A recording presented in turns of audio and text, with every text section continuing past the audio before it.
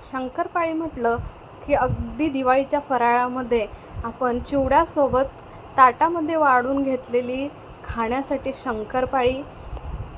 तर ही शंकरपाळी आज आपण इथे अगदी गव्हाच्या पिठापासून बनवणार आहे आणि अगदी भरपूर लेयर सुटलेली ही शंकरपाळी, बिस्किटासारखी अगदी खुसखुशीत शंकरपाळी इथे आज आपण बघणार आहोत. तर असंही तुम्हाला माहीतच आहे, आपल्याला चहासोबतसुद्धा आपण घेतोच की खायला, आणि मेन म्हणजे दुधासोबतसुद्धा ही शंकरपाळी खायला खूप छान लागते. आणि असंच सुद्धा आपण खायला घेतली तरीही अप्रतिम ही शंकरपाळी लागते. तर हीच शंकरपाळी बघा आज इथे आपण गव्हाच्या पिठापासून बनवणार आहे.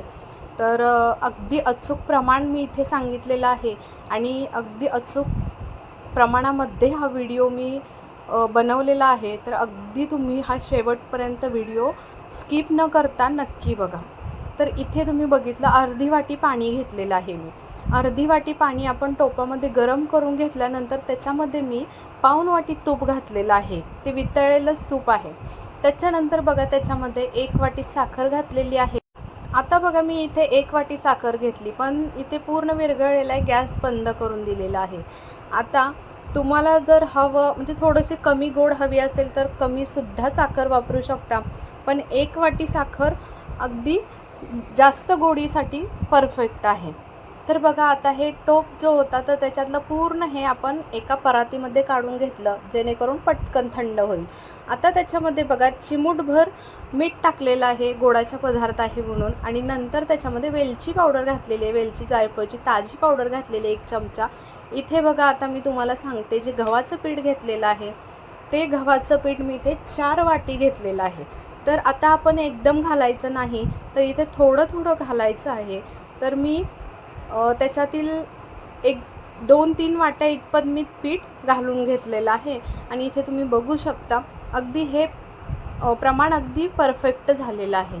तर आता मी तुम्हाला सांगते एकूण पीठ किती आपल्याला लागलं. 4 वाटी घेतलेलं, त्याच्यातील हे चाळूनच घेतलेलं पीठ होतं, तर तुम्ही हे नक्की चाळूनच घ्या. तर आता बघा याच्यामध्ये अशा पद्धतीनं हलक्या हातानेच आपल्याला हा गोळा बनवायचा आहे, जास्त काही रगडून घ्यायचा नाही आहे. म्हणून जसं चपातीला मळतो ह्या पद्धतीनं सुद्धा मळायचा नाही आहे जास्त. आणि ह्याच्यामध्ये जर तुम्हाला वाटलं की बाबा कधी कधी आपली कणिक जरा जास्तच पाणी सोकते, म्हणजे पिठावरती अवलंबून असतं आपल्या, तर तेव्हा तुम्ही इथे पाण्याचा वापरसुद्धा करू शकता. तर इथे तुम्हाला दाखवलं आता त्याच्यातील बघा 1 वाटी आणि वरती 1-2 चमचा, म्हणजे अगदी दाबून जर वाटी भरली तर ही 1 वाटी बरोबर अगदी पीठ आहे. तर 3 वाटीच पीठ आपल्याला इथे लागलेलं आहे. 20 मिनटासाठी कणिक बघा मी झाकून ठेवलेली होती. त्याच्यानंतर परत मी कणिक बघितली तर अजून थोडीशी घट्टच वाटत होती. तर या पद्धतीनं, कारण त्याच्यामध्ये कसं गव्हाचं पीठ असल्यामुळे थोडीशी चेचून घेतली तर बरं पडेल. आता बघा या पद्धतीनं चेचून घेतलेले आहे. आणि इथे तुम्ही बघताय आता या पिठाला आपल्या एकदम असं पीठ हे पातळ नाही आहे, तर घट्टच पीठ आहे, या पद्धतीनंच ठेवायचं आहे. आणि आता बघा लाटूनसुद्धा पोळी घेतलेली आहे गोळा बनवून. आणि या पद्धतीनं जशी आपली मैद्याची आपण लेयर्स पडण्यासाठी, आता मेन खास पद्धत म्हणजे ट्रिक म्हणजे हीच आहे. लेयर्स आपल्याला हव्या असतील तर या पद्धतीनं आपल्याला फोल्ड करून घ्यायची आहे दोन्ही बाजूनी आणि लाटून घ्यायची आहे. आणि नंतर त्याचं पॉकेट बनवून परत एक वेळा ती लाटून घ्यायची आहे. आणि ज्या या क्रॅक्स पडतात तर त्या आपल्याला नंतर ह्याच्या कडा आपल्याला कटच करायच्या आहेत, त्यामुळं काही क्रॅक जात आहेत वगैरे ह्याची टेन्शन घ्यायचं काहीच गरज नाही आहे. आता तुम्ही बघू शकता इथे तुम्ही कोरण्यानं सुद्धा घेऊ शकता, पण कोरण्यानं कसं होतं मी आता तुम्हाला दाखवते. आपण शंकरपाळी म्हटलं किंवा आपलं करंजी म्हटलं की कोरणंच आपण यूज करतो. आता मी ह्याला आमच्याकडे कोरणंच म्हणतात, तर या कोरण्यानीच आपण कट करत असतो. तर म्हणजे कसं शेप पण छान येतो आणि दिसायला पण सुंदर दिसतात. तर ह्याच्यामुळे कसं होतं, थोडंसं आपल्याला या शंकरपाळ्या कट करताना थोडंसं हाताला त्रास होतो. तर त्याच्यापेक्षा आपण पिझ्झा कटर वगैरे असेल तर त्याच्याने अगदी पटकन होतं. आणि इथे बघू शकता आपल्या या शंकरपाळ्या अगदी मस्त तयार झालेले आहे. जर समजा यावेळी या शंकरपाळ्या आता बनवून ठेवल्या आपण, तर कधी-कधी आपल्याला काहीतरी दुसरं काममध्ये येतं वगैरे, तर त्यावेळी तुम्ही ह्या शंकरपाळ्या अशाच सुद्धा एखाद्या तासासाठी झाकून ठेवू शकता आणि नंतर घेतला तरीही चालतील तळायला. तर इथे बघा, आता ही सुद्धा पोळी मी तुम्हाला लाटून दाखवली. याच पद्धतीनं बघा लाटून घ्यायची आहे. तर क्रॅक पडला म्हणजे त्याच्यावरून तुम्हाला समजते सुद्धा की आपली शंकरपाळी किती खुसखुशीत होणार आहे. हे प्रमाण जे मी तुम्हाला सांगितलेलं आहे ते अगदी परफेक्ट प्रमाण आहे. याच प्रमाणामध्ये तुम्ही शंकरपाळी बनवली तर अगदी खुसखुशीत आणि मस्त शंकरपाळी लेयर्सवाली आपली शंकरपाळी बिस्किटासारखी तयार होते आणि तुम्हाला समजणार सुद्धा नाही की आपली ही गव्हाची पिठाची शंकरपाळी आहे ते. तर या पद्धतीनेच बघा इथे सुद्धा आता पिझ्झा कटरने मी तुम्हाला दाखवते. पिझ्झा कटरने अगदी सहज कट होतात आणि म्हणजे त्याला लेयर्स पण छान येतील. तर या पद्धतीनं बघा कट करून घ्यायच्या आणि अगदी पटकन बघितला तर तुम्ही आपण एकावरती एक टाकलेले आहेत तरीसुद्धा या अगदी छान एकामेकाला चिटकत नाहीत आणि या पद्धतीनं तशा जाडसरच थोड्याशा ठेवायच्या म्हणजे छान असे लेयर्ससुद्धा पडतात. तर आता इथे कढईमध्ये बघा तेलसुद्धा गरम झालेलं आहे. तेल या पद्धतीनंच गरम करायचं आहे आपल्याला आणि मीडियम गरमच हवं तेल. आता बघा जेव्हा आपण ही शंकरपाळी टाकली तेव्हा झाऱ्यावरती घेऊनच टाका म्हणजे एकावेळी जरा जास्त शंकरपाळ्या तळल्या जातील आणि लगेच आपल्याला त्याला चमचा लावायचा नाही. आता ही जी शंकरपाळी घेतली काढून तर ही पहिली आपण टाकलेली होती. तेल कितपत गरम आहे हे बघण्यासाठी. तर तेल परफेक्ट गरम होतं तर त्याच्यासाठी बघा आता ती जी शंकरपाळी होती ती काढून घेतलेली आहे आणि या शंकरपाळ्या आता या पद्धतीनं तळून घेऊया. सतत हलवत राहायचं म्हणजे कसं सगळ्या शंकरपाळ्यांना कलर एकसारखा येईल. बदामी कलरवरती भाजून घ्यायच्या, छान तळून घ्यायच्या आणि त्याच्यानंतरच आपल्याला काढायच्या आहेत. आता या शंकरपाळ्या आपण काढून घेऊया. झाऱ्यावरती घेऊन दुसऱ्या एका चमच्याने त्याच्या मदतीने या सगळ्या शंकरपाळ्या या पद्धतीने काढून घ्यायच्या आणि बघू शकता तुम्ही खूप छान लेयर्स पडलेले आहेत, खुसखुशीत होणार आहेत. जेव्हा आपण काढतो तेलामधून तेव्हा थोडेसे नरम असतात पण नंतर थंड झाल्या की अगदी छान खुसखुशीत आपल्या शंकरपाळ्या तयार होतात. या खुसखुशीत शंकरपाळ्या तुम्ही तोंडात जर घालून बघितली तर तुम्ही म्हणणार पण नाही की ही शंकरपाळी गव्हाच्या पिठाची आहे ते आणि कोणाला दिली टेस्ट करायला तरीसुद्धा कोणाला ओळखू येणार नाही, एवढी ही छान शंकरपाळी तयार होते. आता ही दुसरी बॅचसुद्धा या पद्धतीनंच तळून घ्यायची आहे. लगेच चमचा लावायचा नाही, फक्त म्हणजे एक 20 ते 30 सेकंदानंतर आपण चमचा घालायचा आहे आणि लो फ्लेमवरतीच ही सुद्धा शेवटपर्यंत आपली शंकरपाळी तयार करून घ्यायची आहे तळून. ही शंकरपाळी तळण्यासाठी बघा 7 ते 8 मिनटं लागतात आणि ही सुद्धा बॅच आता तयार झालेली आहे. बदामी कलर आलेला आहे. ही सुद्धा बॅच आपण काढून घेऊया. तर या पद्धतीनं बघा आणि गव्हाची शंकरपाळी खाण्यासाठी अगदी आरोग्यासाठी उत्तमच. त्यामुळे गव्हाची शंकरपाळी ही जर तुम्हाला आवडली असेल आजची रेसिपी माझी तर नक्की तुम्ही एक वेळा ट्राय करा या दिवाळीमध्ये. आणि अर्धा किलोच्या पिठामध्ये आपण 1 किलोची शंकरपाळी तयार केलेली आहे. जर आजची रेसिपी तुम्हाला खरंच आवडली असेल, इथे बघू शकता चाळणीवरतीच काढून घेतलेलं आहे आणि तेल बघू शकता अजिबात तेल हाताला लागत नाही, एवढी छान तेलामध्ये सुद्धा एखादी शंकरपाळी फसलेली नाही आहे. इथे बघा किती खुसखुशीत दाखवली मी तुम्हाला तोडून. मस्त शंकरपाळी तयार झालेली आहे, अगदी बिस्किटासारखी. कलरसुद्धा सुंदर आलेला आहे. जर आजची रेसिपी तुम्हाला आवडली तर नक्की चॅनलला लाईक करा, कमेंट करा, सबस्क्राईब करा आणि मित्रपरिवारांमध्ये ही आपली गव्हाच्या पिठाची शंकरपाळीची रेसिपी जास्तीत जास्त शेअर करा आणि कशी बनली ते सुद्धा कमेंटमध्ये सांगा. शंकरपाळ्या म्हटलं की अगदी तोंडात टाकताच विरघळणाऱ्या आणि भरपूर लेयर्स असणाऱ्या अशा असायला हव्यात. पण बऱ्याच वेळा काय होतं की आपल्या शंकरपाळ्यांना लेयर्स पडत नाहीत किंवा कधीकधी त्या कडक होतात, खुसखुशीत होत नाहीत आणि कधीकधी म्हणजे थोड्याशा लेयर्स पडतात पण बाकीच्या शंकरपाळ्यांना लेयर्स पडत नाहीत. तर या व्हिडिओमध्ये आपण अगदी तेला तुपाचं मोहन न घालता अगदी कमीत कमी साहित्यामध्ये कमी वेळामध्ये इथे अचूक प्रमाणामध्ये अगदी अर्धा किलोचा मैदा घेऊन त्याच्या 1 किलोच्या मापामध्ये प्रमाणामध्ये इथे शंकरपाळ्या कशा बनवायच्या अचूक पद्धतीनं अचूक साहित्यामध्ये अगदी तुम्हाला मी इथे वाटीचं प्रमाण दाखवणार आहे. म्हणजे अगदी तुम्हाला वजन करून घ्यायची गरज नाही. आपल्याकडं जे साहित्य घरी मेजरमेंट जरी नसेल तर आपण वाटी वगैरे असतेच तर त्या वाटीच्या प्रमाणानं एकदम अचूक बनवू शकतो.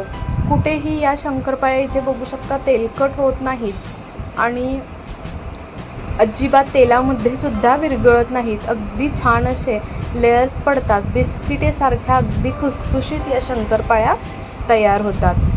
तर या सगळ्या शंकरपाळ्यांना लेयर्स पडले पाहिजेत किंवा अगदी बिस्किटासारख्या व्हाव्यात यासाठी काही ट्रिक्स मी इथे तुम्हाला सांगणार आहे. चला तर मग रेसिपीला सुरुवात करूया. तर दिवाळीमधील हा पहिला फराळ आम्ही इथे बनवतो आहे. तर दिवाळी म्हटलं की आपल्याला खूप साऱ्या गोष्टी चिवडा चकली हे आठवतं, पण शंकरपाळी पहिली बनवावी म्हणजे हरवेळी मी तर शंकरपाळी पहिलीच बनवते. तर बघा इथे पाऊण कप इथे वितळलेलं तूप घेतलेलं आहे, म्हणजेच पाऊण वाटी. अर्धा वाटी इथे पाणी लागणार आहे आपल्याला आणि इथे पाऊण वाटी साखर किंवा अर्धी वाटी 1 वाटी साखरसुद्धा तुम्ही आवडीनुसार कमी जास्त करू शकता. आणि इथे मैदा मी इथे 3.5 वाटी मैदा घेतलेला आहे, म्हणजे अगदी अर्धा किलो मैदा हा आहे. तर बघा टोप गरम झाल्यानंतर त्याच्यामध्ये पहिलं मी तूप घातलेलं आहे. पाऊण वाटी तूप घातलं, वितळलेलं तूप होतं ते. त्याच्यामध्येच बघा अर्धी वाटी पाणी आणि 1 वाटी साखर घातलेली आहे. आम्हाला थोडं गोडाचं प्रमाण जास्तच लागतं तर त्याच्यासाठी मी 1 वाटी घेतलेली आहे. तुम्हाला जर थोडंसं कमी असेल लागत म्हणजे आवडत नसेल जास्त गोड तर तुम्ही इथे अगदी पाऊण वाटीसुद्धा साखर वापरू शकता. ही साखर आपल्याला फक्त त्याच्यामध्ये विरघळून घ्यायची आहे. आणि बघा आता त्याच्यामध्ये पूर्ण साखर विरघळलेली आहे. टोप साईडला ठेवलेला आहे थंड होण्यासाठी. इथे मैदा घेतलेला आहे, 3.5 वाटी मैदा आहे. त्याच्यामध्ये बघा आपल्याला चिमूटभर मीठ घालायचं आहे. आणि इथे बघा मी 1 चमचा वेलची पावडरसुद्धा घातलेली आहे, वेलची जायफळची अगदी ताजी पावडर घातलेली आहे. त्याच्यानंतर हे थंड झालेलं जे मिश्रण आहे ते मिश्रण आपल्याला याच्यावरती घालायचं आहे. बघा इथे कुठेही कडकडीत तेलाचं मोहन घातलेलं नाही आहे किंवा तुपाचंसुद्धा मोहन घातलेलं नाही. आपण डायरेक्ट पाण्यामध्ये तूप टाकलेलं आहे आणि त्याच्यामध्ये साखर विरघळवून फक्त घेतलेली आहे आणि ते आपण ह्याच्यावरती पिठामध्ये घालून मळणार आहोत. तर अशा पद्धतीने बघा थोडं थोडं करून हे मिश्रण घालायचं आहे आणि छान असं मिक्स करून घ्यायचं. आणि ते कोमट असेल तेव्हाच घालायचं आहे, म्हणजे थंड झाल्यानंतर. अगदी गरम असेल तेव्हा ते मिश्रण तुम्ही त्याच्यावरती घालू नका. आणि या पद्धतीनं अशा पद्धतीने बघा अगदी हलक्या हातानं हा गोळा मळून घ्यायचा आहे. काहीही त्याला पीठ आपण चपातीला मळतो असं मळायची रगडून गरज नाही आहे. अगदी छान लेयर्स पडतात ह्याच्यामुळे. तर इथे बघा आता तेलसुद्धा मी तापायला ठेवलेलं आहे आणि तेलसुद्धा तापलेला आहे बऱ्यापैकी. म्हणजे तो गोळा टाकला आहे आणि तो पटकन वरती येत नाही आहे, थोडंसं टाईम लागतो आहे आणि त्याच्यानंतर तो वरती येतो आहे. म्हणजे इथे आपलं शंकरपाळीसाठीचं जे तेल आहे तळण्यासाठीचं ते अगदी परफेक्ट तयार झालेलं आहे, म्हणजे गरम झालेलं आहे. तर आता बघा इथे एक गोळा घेतलेला आहे आणि 15 ते 20 मिनटानंतर ते मिश्रण झाकून ठेवलं होतं.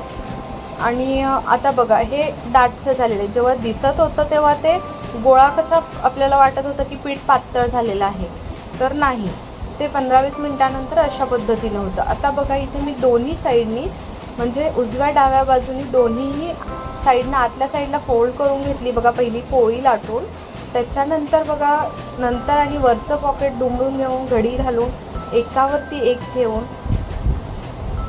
परत त्याची पोळी लाटून घेतली या पद्धतीनं. आणि हलक्या हातानंच ही पोळी लाटायची आहे, म्हणजे अगदी छान लेयर्स पडतात. नाहीतर दाबून जर लाटली तर अगदी लेयर्स त्याच्या दबल्या जातात आणि लेयर्स दिसणार नाही. तर नेहमीप्रमाणेच आपली शंकरपाळी तयार होईल. त्याच्यासाठी अगदी हलक्या हाताने ही पोळी लाटून घ्यायची आहे. जेवढी तुम्ही जाड ठेवाल तेवढे छान असे लेयर्स पडतात आणि शंकरपाळी एकदम खुसखुशीत आणि अगदी खारीसारखी मस्त होते तयार. तर आता तुम्ही बघा इथे या पद्धतीनं सुरीपेक्षा सुद्धा हे जे पिझ्झा कटर आहे त्याच्याने अगदी छान असे ह्याचे काप होतात. म्हणजे कुठेही शंकरपाळीला म्हणजे एकदम छान असे काप होतात आणि कुठेही चिरा वगैरे पडत नाहीत. मस्त चौकोनी आकारामध्ये या शंकरपाळ्या इथे मी कापून घेतलेल्या आहेत. तुम्ही त्याची जाडीसुद्धा बघितली. आणि जेव्हा आपण तळतो तर बघा ह्याच्यापेक्षा 3 पटीनं शंकरपाळ्या छान अशा फुलल्या जातात. तर आता बघा इथे या पद्धतीनं मी जेवढ्या लाटलेल्या आहे एक पोळी त्याच्या शंकरपाळ्या ज्या कट करून घेतल्या होत्या त्या इथे आता मी साईडला ठेवून दिलेलं आहे.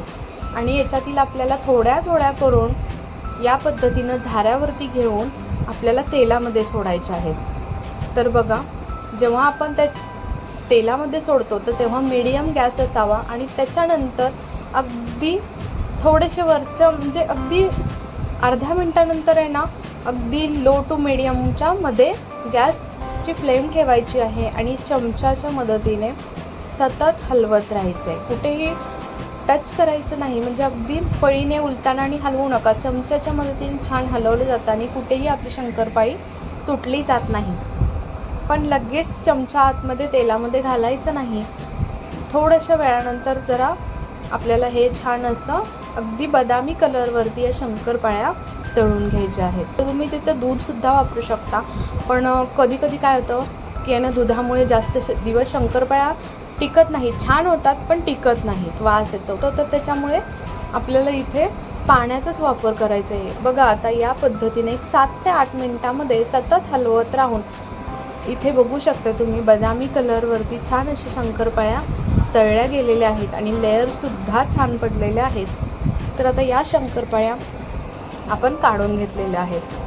त्याच्यानंतर बघा पुढची बॅचसुद्धा याचप्रमाणे मी लाटून घेतली. जे आपण ठेवलेलं होतं त्यातील अर्ध आता मी त्याच्यामध्ये टाकलेलं आहे. झाऱ्यावरतीच घेऊन तुम्ही टाका, नाहीतर तेल वगैरे उडतं कधी कधी आणि एक टाकत राहिलो तर टाईमसुद्धा तेवढा जातो आणि आपण लास्टची जेव्हा टाकू तेव्हा पहिल्या आपल्याला शंकरपाळ्यांना कलरसुद्धा आलेला असतो. त्यामुळे अगदी झाऱ्यावरती घेऊनच तुम्ही पटकन तेलामध्ये सोडू शकता. म्हणजे तेलही उडत नाही. इथे तुम्ही बघू शकता अगदी छान असे लेयर्स पडलेले आहेत. अगदी सगळीकडून तुम्ही बघितलं तर सगळ्या शंकरपाळ्या आपल्या मस्त तयार झालेल्या आहेत. अगदी आतपर्यंत लेयर्स पडलेले आहेत. त्याच्यातील एकसुद्धा तुम्हाला मी तोडून दाखवते.